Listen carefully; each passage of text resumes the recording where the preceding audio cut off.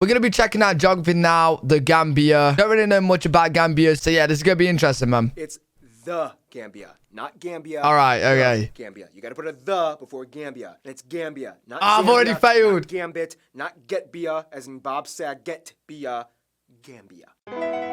Wait, so the actual country name is like, it's not Gambia, it's the Everyone, Gambia? welcome to the Gambia. They actually deliberately chose interesting. to put the before Gambia to avoid confusion with Zambia, making it one of the only countries with a the in the shortened title. Wow, that was like the least witty opening I've ever made for a video. Okay, let's see. This place is so interesting, you'll be saying, Dambia. Damn. Profane language on your show? No, I meant dam as in a beaver dam.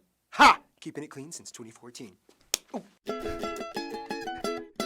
Hey, no profanity, but we allow slaps. Strangely drawn borders and territory marks. Not only is it the smallest country Wait, is that the country? Africa, but it's also disputably the strangely drawn borders and territory marks. Not only is it the smallest country on mainland Africa, but it's also disputably the most oddly shaped. What?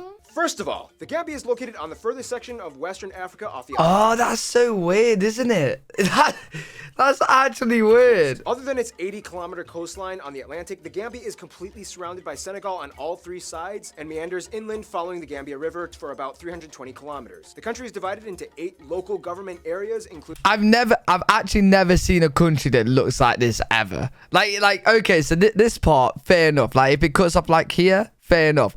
But how it's like a lake. It's like, wait, no, the country basically follows the lake. What the hell? Banjul, which is classified as a city area, located on a small island just at the mouth of the river. The country follows the lake. Next door to Banjul, though, is Serekunda, and the entire country has one international airport, Banjul Yundum International, which, by the way, has a bunch of weird airlines that I never heard of that fly to it, like the UK's Thomas Cook Airlines and Lithuania's Small Planet Airlines. Whoa. Off the coast, the UK... Wait, what?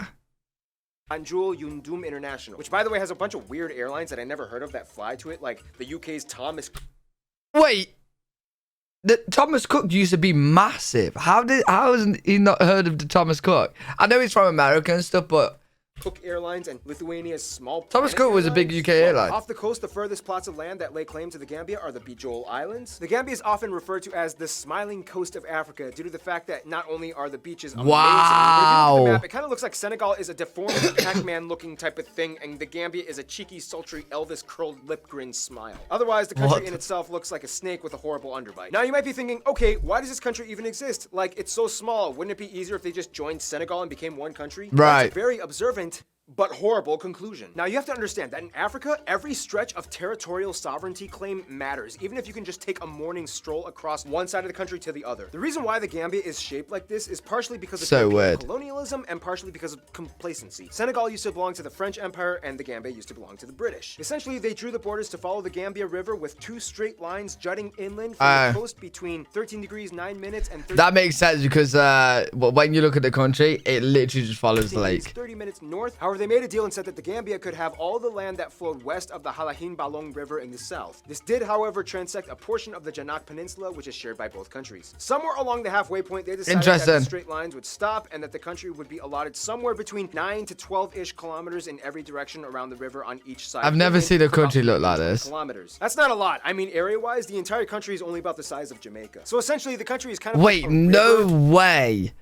I know Jamaica. You know what? It actually blew my mind how small Jamaica actually is. As a country. The most important route, though, would have to be the north and south bank roads. You can literally traverse the entire country on this loop road that starts west at Bara and then crosses the river at Fatoto. Wait, how long would that all the way take? Back to Banjul. Keep in mind, though, most borders aren't even really marked that well or at all. Most checkpoints between them and Senegal only appear on major roadways. Otherwise, you can totally cross into Senegal from virtually any open field along the way. A few notable sites would include the Senegambian Stone Circles, the world's largest concentration of stone circles and a UNESCO heritage site. Every visitor would go to the Arch 22 where you can get a nice panorama city view. If you have time, check out Kunta Kinte or Fort James Island that has a somewhat austere backstory and was kind of technically part of the Polish-Lithuanian Commonwealth at one point. Cool. Yes, we made it to Africa that one time! And that's the thing. In a lot of places in Africa, current borders don't really have much of a significance, but rather people tend to look at the tribal areas instead. And if that was the case, Africa would probably look more like this. Nonetheless, they still keep their country intact, and it all has to do with that one lifeline that connects them all, the Gambia River. Dun dun dun. Well, to no surprise, Gambia's land makeup pretty much comprises of whatever surrounds the Gambia River. This means that the majority of the land is a flat, grassy floodplain with mangroves closer to the coastline. In fact, about 10% of the entire land area is made up of water alone, and the highest point isn't even named. It's just a random hill that goes up 53 meters. Because of its limited space, the Gambia has had to develop a really creative cultivation plan over the past few decades. About 60% of the land area is of good arable quality, of which 40% is used for farming. About 80% of the population lives off of subsistence farming, mostly in rural areas, contributing to about a third of the GDP and 70% of the country's foreign exchange earnings. This means that organization is key. The Gambia has a very complex yet structured format in allocating crop fields. You have compounds, dadabas, mauros, kamayangos, and sinkiros that are administered by a nakalo. There's also a kind of unspoken custom. Women are in charge of... All right, I was going to say, what are they? But they're bananas. By a nakalo. There's also a kind of unspoken custom. Women... They are bananas, right? Because they're big. Like, there's some big bananas. Women are in charge of field and garden crops, whereas men are in charge of tree crops. And the river supplies them all with irrigation. Two food sources that the country thrives off of course, seafood and peanuts. The Gambia River supplies them with an abundance of fish species like the cassava fish, pampanos, barracuda, butterfish, grouper, snapper, and of course everyone loves the Gambia River oysters. Peanuts are used as a staple in so many dishes like I love peanuts, man. The country enjoys a relatively warm climate with a rainy season, especially along the coast. Wait, are they hippos? Are these hippos? However, the further east you travel, the drier and arid the landscape begins until you reach the savanna upper inland. Since the whole country is situated around the river, this means that a huge portion of the land is comprised of wetlands and swamps, although sometimes hard to cultivate, are perfect for harboring rich biodiversity. Animals like river birds, hippos, aardvarks, geckos, crocodiles, bush pigs, warthogs can be found, and even bottlenose dolphins. Yeah, that's mad. That's mad. I would actually be terrified living in a place where there's crocodiles and hippos, bro. The mouth of the river. Speaking of which, the lion is the official animal of the country as it's found on the coat of arms. Notable nature zones include the River Gambia National Park, heavily concentrated with wildlife, the Abuku Nature Reserve with monkeys, and check out the reptile farm in Khartoum. Now let's get a little crazier and talk about who's running the show called The Gambia, shall we? Okay, this is the part where... You know what? To say how small the Gambia is, there's actually a lot to it, It's going to get a little funny.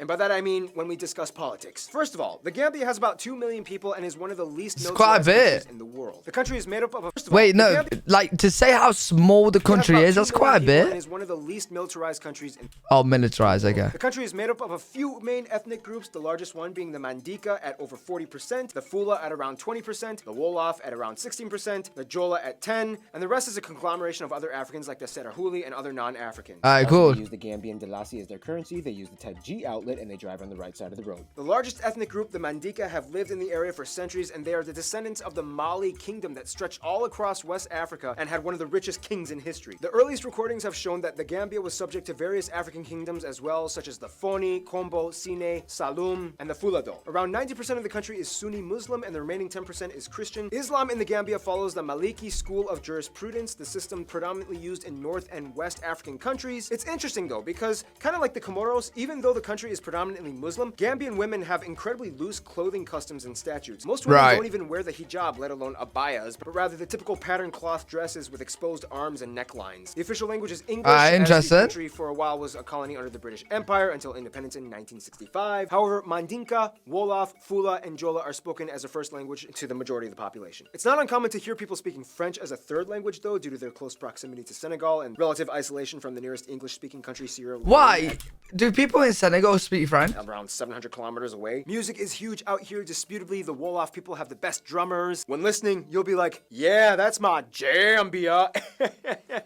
Of course, you can't miss out on a Mandinka Kankurang machete dance, which looks really cool. To address the illiteracy levels, they instead use a clear glass marble system in which the voter drops a marble in a steel drum to indicate the candidate that they want to choose. The Gambia has a strange political system. Technically, right now, there's a lot of drama between the outgoing president and the new one, this guy, who just won in 2016. I'm pretty sure this is the right picture of the guy. I know I've gotten a few notable pictures wrong in the past. Let's the Brazil incident again. Oh my.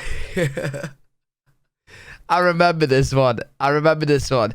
When he was in a Brazil episode, he put Cristiano Ronaldo as Ronaldo. Speaking of which, the official title of the president is Sheikh Professor Dr. President. Let's just say he claims he has... I was so confused watching it. ...diabetes and infertility. Anyway, Jammeh originally conceded his loss to Adama, but then a few days after the election results, he was like, never mind. I guess he thought the results were a sham.